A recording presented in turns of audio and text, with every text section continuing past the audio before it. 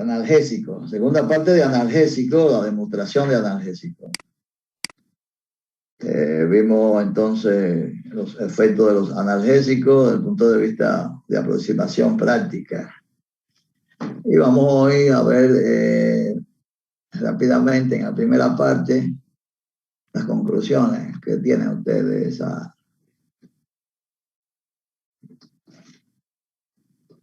de esa práctica. Un tema que vimos muy profundamente en la teoría, que bastante clarito, analgésico de acción central y acción periférica.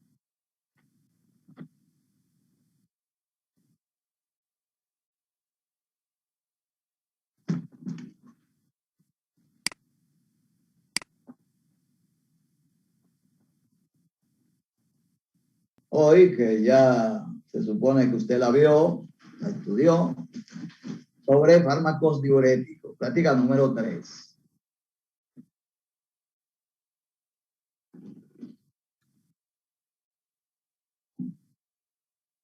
Sobre los diuréticos hay poca cosa que hablar, porque lo hablamos todo en teoría, un tema que se vapuleó bastante profundamente, lo vimos todo lo relativo a diuréticos, y entonces no hay que hablar mucho de ellos.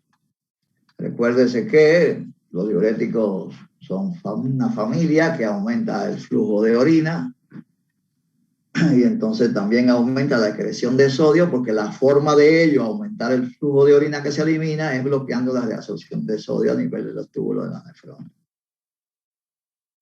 Recuerde la nefrona, que usted la conoce muy bien, y entonces los diuréticos se clasifican, hay una clasificación de diuréticos que lo clasifica en hidrodiuréticos, es decir, diuréticos que depletan mucho volumen de agua, como los diuréticos osmóticos, que no bloquean ninguna reabsorción de sodio para nada, sino aumentando el volumen de agua que se elimina gracias a las propiedades del epitelio de la rama descendente fina de asa de Henle. Y los diuréticos natriuréticos o saluréticos, que son los que bloquean la reabsorción de sodio a nivel de la nefrona.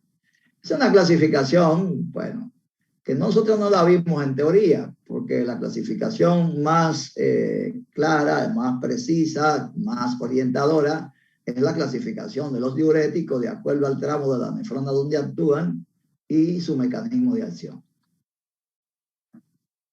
Entonces, los diuréticos que son hidrodiuréticos, que aumentan el volumen de orina por la eliminación de agua, son el manitol. Ya lo sabían, el diurético osmótico más usado en la práctica médica. Pero hay otras sustancias que tienen efecto diurético que no se usan en la práctica médica como diuréticos, como la glicerina, la isosorbida, la urea, que producen un efecto parecido al manitol.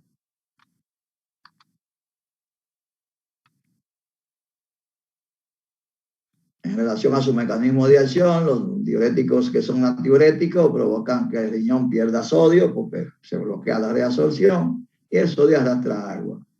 En los osmóticos, en el caso de los osmóticos, los diuréticos cuando se están eliminando las partículas que no se reabsorben a nivel de membrana, entonces cuando se están eliminando aumentan mucho la concentración intratubular y arrastran agua desde los capilares peritubulares hacia la luz del túbulo, y eso es lo que aumenta el volumen de orina.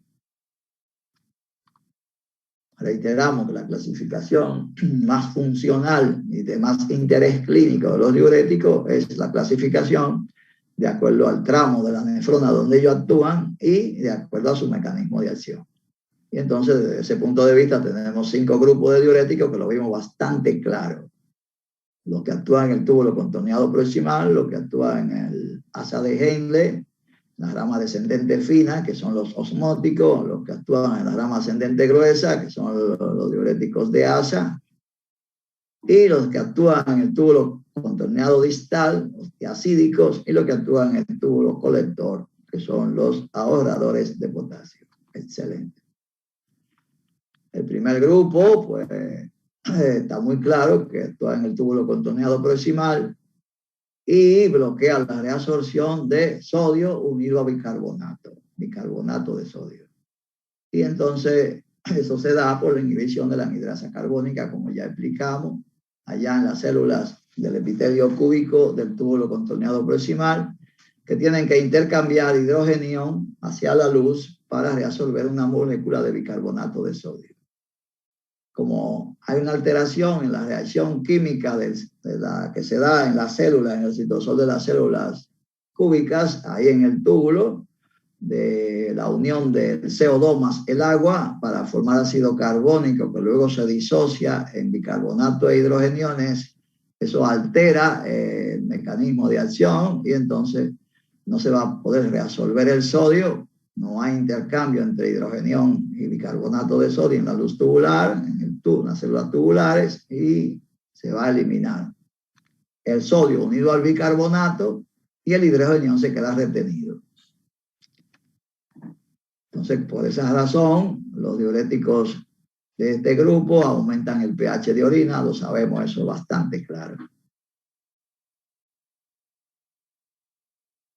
Se usan estos diuréticos, ya sabemos, en el tratamiento de glaucoma, en el tratamiento de hidrocefalia, en el tratamiento de los edemas y en la insuficiencia cardíaca crónica, como antiepiléptico también. Y entonces aquí hay una célula cúbica de las que están ahí en el túbulo contorneado proximal y el esquema de cómo se realiza el proceso de reabsorción de sodio más bicarbonato atravesando la célula de la membrana celular y de ahí a los capilares peritubulares, con el concurso de la enzima anhidrasa carbónica, que es la que propicia la reacción aquella de CO2 más agua para formar ácido carbónico, que se disocia en bicarbonato e hidrogenio.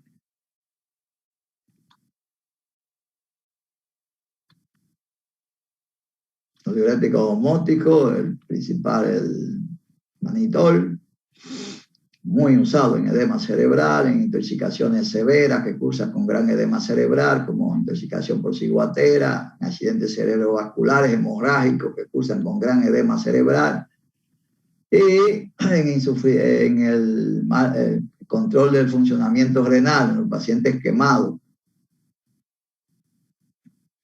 que entran en hipovolemia severa por pérdida del líquido extracelular por la quemadura. Los diuréticos de asa que actúan en la rama ascendente gruesa de asa de Henle, diuréticos que actúan rápidamente cuando se usan por vía endovenosa, furosemida, el prototipo, usado muy frecuentemente en emergencia, en edema agudo del pulmón, en insuficiencia cardíaca descompensada, aunque tiene muchos otros usos clínicos más que vimos en teoría. Los diuréticos tiacídicos, que actúan en el túbulo contorneado distal de nefrona, bloqueando la reabsorción de sodio unido a cloro en las células tubulares que revisten la luz ahí del túbulo. Y entonces se usan estos diuréticos desequilibrios hidroelectrolíticos en diabetes insípida, que es una respuesta exagerada de la hormona antidiurética o ADH a nivel de las células intercaladas en el túbulo colector de la nefrona. Eso lo hablamos, de que ahí había unos receptores en las células intercaladas que se llaman receptores de acuapurina, y cuando hay una respuesta exagerada a la hormona antidiurética, el paciente entonces pierde mucho líquido y entonces pierde mucho volumen de líquido extracelular por la acción de los diuréticos ahí en las células intercaladas. De los diuréticos no, de la hormona, que induce la reabsorción de sodio y agua y la eliminación entonces de la hormona fisiológicamente lo que hace es que induce la reabsorción de sodio y agua, y cuando ya se ve inhabilitada de accionar en los receptores, entonces provoca un aumento del volumen de orina.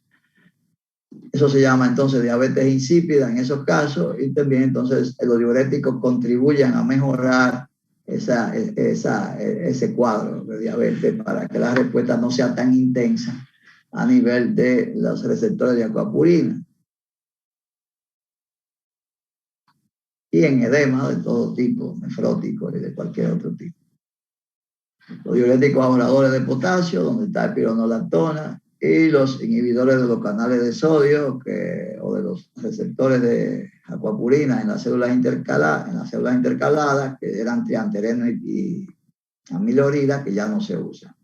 Y nos quedamos con los ahorradores de potasio, como espironolactona, que sabemos muy bien cómo actúan, desencadenando antagonismo competitivo en las células principales, impidiendo de esa manera que la aldosterona actúe sobre el receptor de aldosterona en la célula y pueda reabsorber la célula sodio, agua, bicarbonato, intercambiado por potasio, fisiológicamente.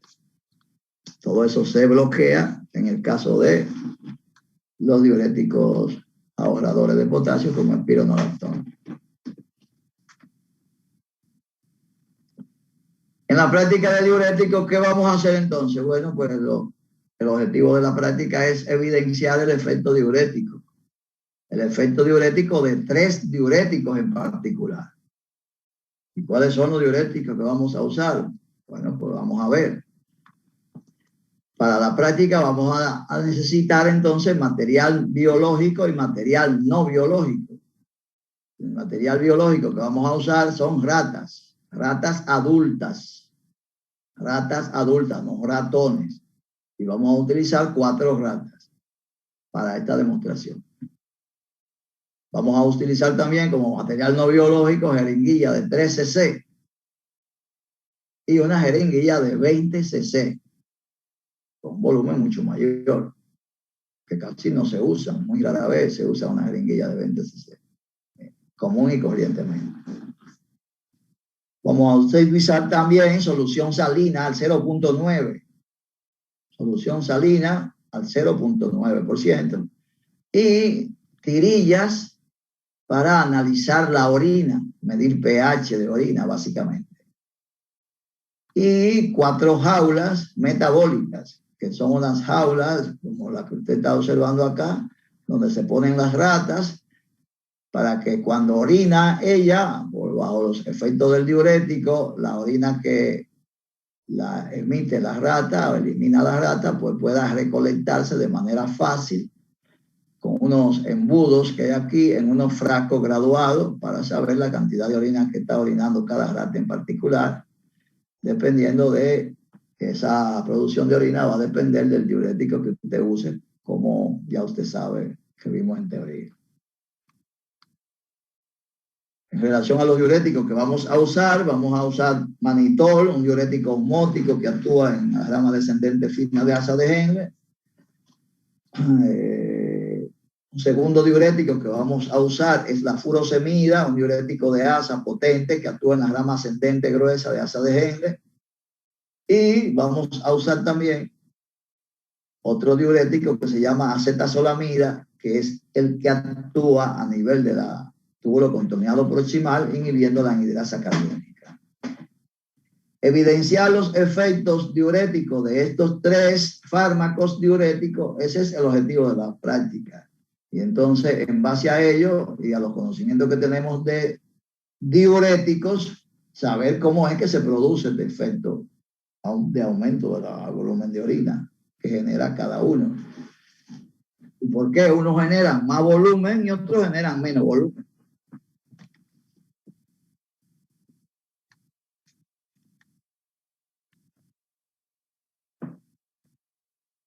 Ya sabemos que vamos a utilizar como material biológico 4 ratas jóvenes con un peso promedio de 200 a 250 gramos.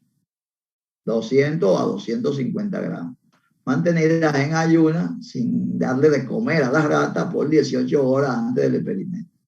¿Y para qué la ponemos a pasar hambre?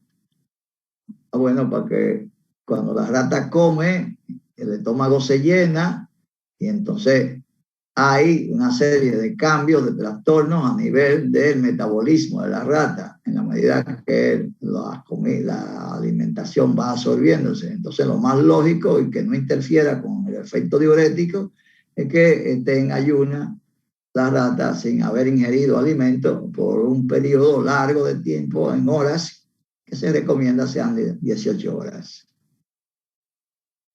Aquí están las ratas en las aulas de transporte que conocemos muy bien, de farmacología 1, y entonces buscamos las ratas allá al bioterio y las transportamos en esas aulas, que se llama jaula de transporte, con las características que ya usted conoce que vimos en farmacología 1.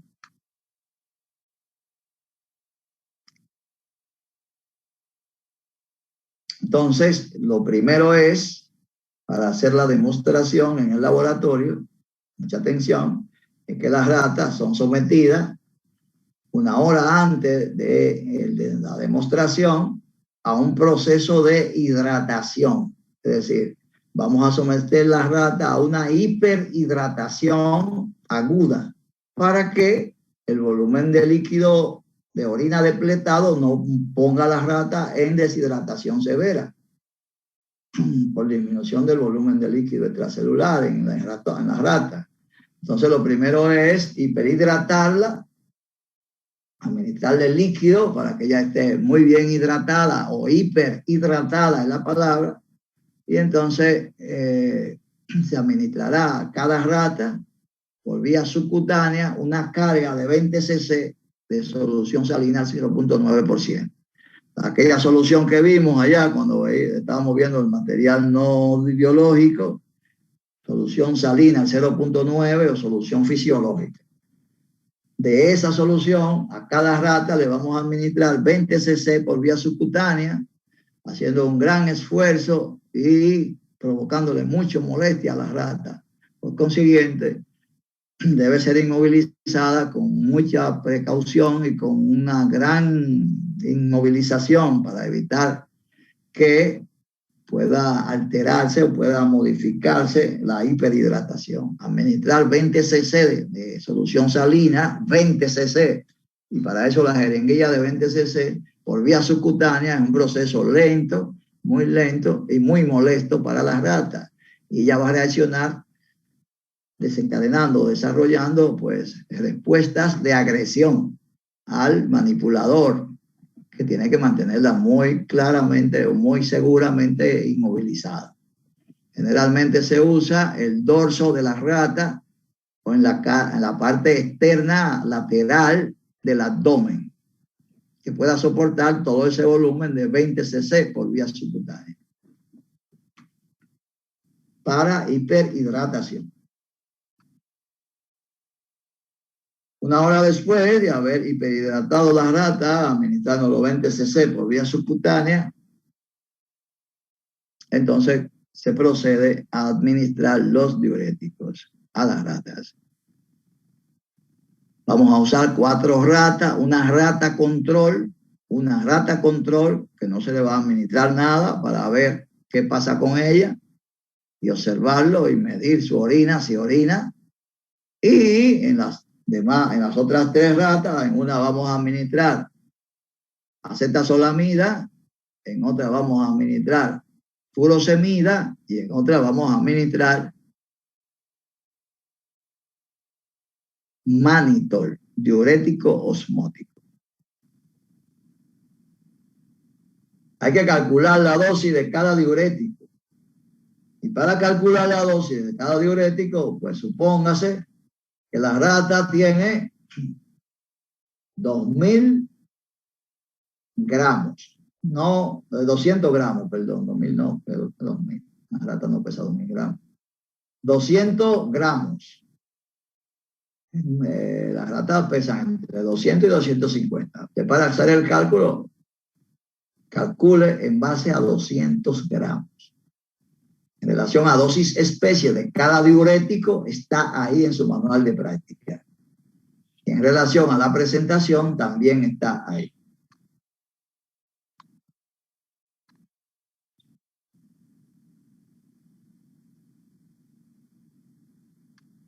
Una vez calculado diuréticos se carga la dosis administrativa para cada uno de las ratas, dependiendo del diurético. Y se administran los diuréticos por vía intraperitoneal. Esa es la vía única de administración de los diuréticos en las 3 ratas. En la rata control vamos a administrar un placebo o agua destilada, ¿no?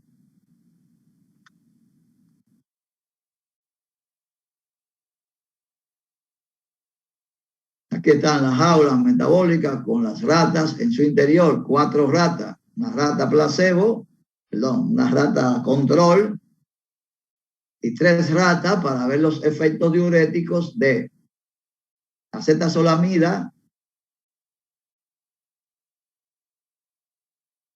de furosemida, que es el diurético de asa que vamos a usar, y de manitol, que es el diurético osmótico. 3 diuréticos que tienen mecanismos de acción diferentes y que actúan en tramos diferentes de la nefrona.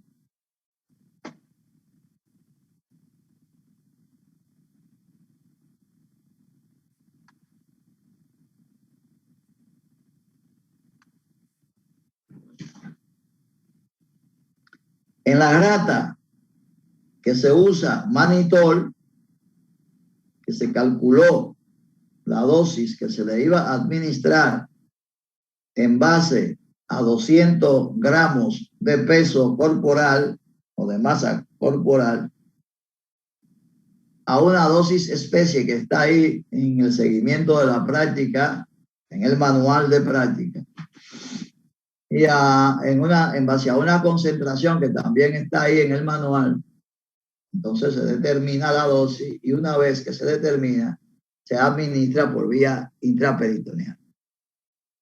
Entonces, el manitol como diurético osmótico que actúa en las ramas descendentes finas de asa de Henle, tiene un inicio de acción, y eso se llama entonces periodo de latencia del manitol, porque el periodo de latencia es el tiempo que tarda el fármaco desde que usted lo administra hasta que comienza a producir los primeros efectos.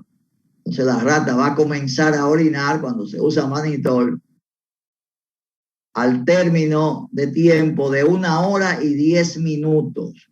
1 hora y 10 minutos. Ahí comienza la rata a expulsar, a eliminar orina. ¿Entendido? Y entonces, el pH, cuando usted mide el pH con la cinta aquella, que mide pH, de acuerdo a la coloración que toma la cinta ahí para medir pH, y usted la compara con el color que tiene que tener basal en el frasco, en la etiqueta, entonces determina qué pH tiene. Y cuando usted usa diurético osmótico como el manitol, el pH de la orina no se modifica. Y sabemos que el pH de la orina normalmente en los humanos es de 6 a 6.5.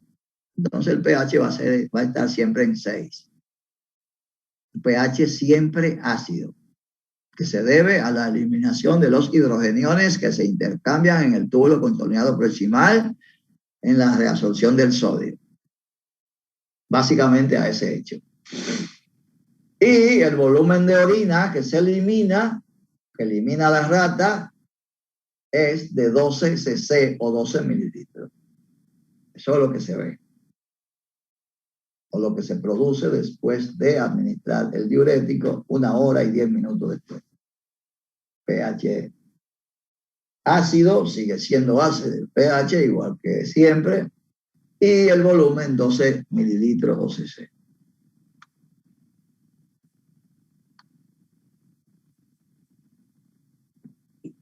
La acetazolamida, cuando usamos la acetazolamida, la calculamos en la rata en base al mismo peso, la dosis especie que está establecida ahí, la concentración también en el manual.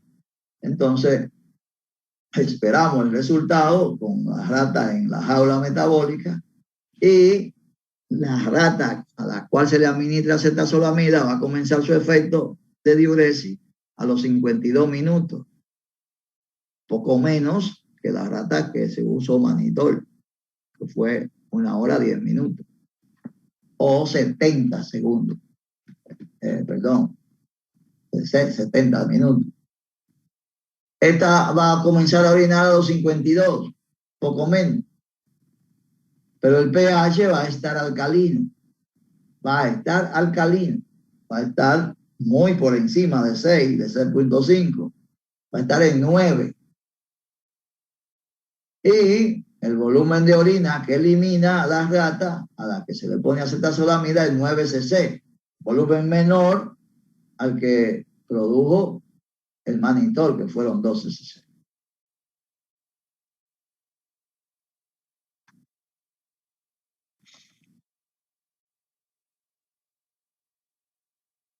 Y en tercer lugar, entonces tenemos la rata que se le pone manitol, furosemida, un diurético de asa, que actúa en la rama ascendente gruesa de la asa de Henle. Y entonces esa rata comienza su acción farmacológica diurética, su efecto diurético en esa rata a los 19 segundos. 19 segundos. El pH se queda en 6, no se modifica, pH ácido, y la rata orina 20 mililitros OCC. 20 mililitros OCC.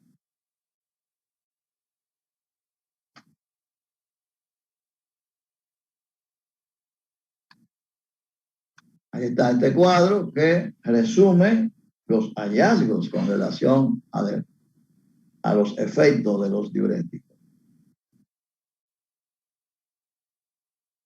La rata número 1, que es control.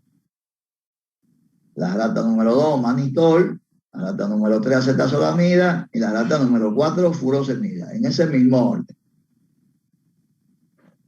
La rata control orinó a la hora y 45 minutos. Hora y 45 minutos. Y orinó 2 mililitros. La rata que orinó manitol, que le administramos manitol, pues ya usted sabe que comenzó su efecto a una hora 10 minutos. Y que orinó 12 mililitros, y que el pH fue de 6. ¿Entendido? El pH de la rata control fue el mismo, 6. La rata que se administró acetazolamida, entonces esa rata orinó, como dijimos ahorita, mírenlo ahí, 9 cc, menos cada que se administró manitol. 9 cc, que no se puede ver por la figurita esa que hay ahí. El pH fue de 9, acetazolamida 9, y el inicio de acción de acetazolamida fue de 52 minutos. Y la furosemida, 19 minutos, más corto el tiempo, el diurético que actúa en más corto tiempo. 20 cc, que produce mayor volumen, y el pH sin modificación también, ahí pH ácido.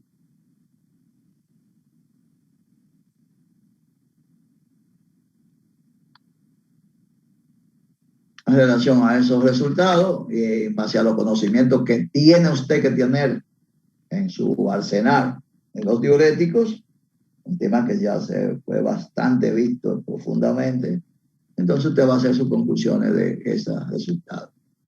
¿Y por qué eso ocurre así? Explicar eso, ¿por qué? ¿Por qué esos tiempos? ¿Por qué esos volúmenes de orina? ¿Y por qué esos pH?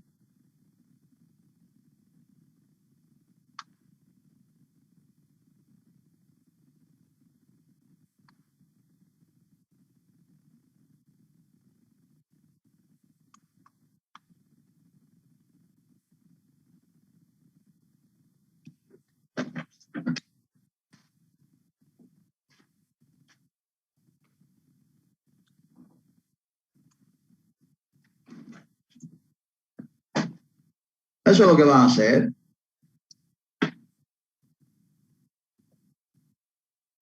Pero para eso hay que saber diurético, y se supone que usted lo sabe ya.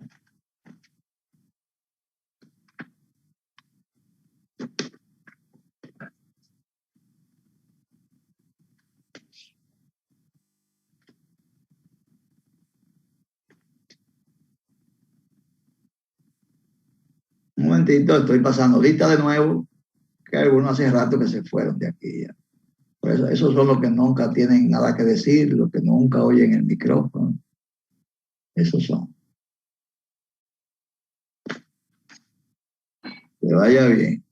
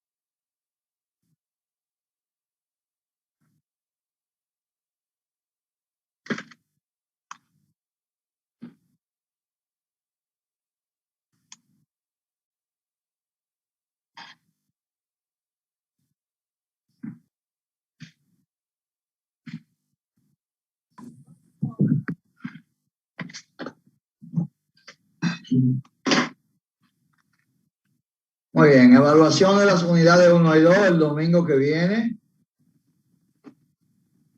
Repetimos, evaluaciones de las unidades 1 y 2 de práctica el domingo que viene, el próximo domingo. Estaremos el próximo domingo a 27 de marzo, 27 de marzo a las 12 del mediodía. Ahí estará el cuestionario de evaluación en la plataforma y estará colgado ahí desde el sábado que viene para el domingo.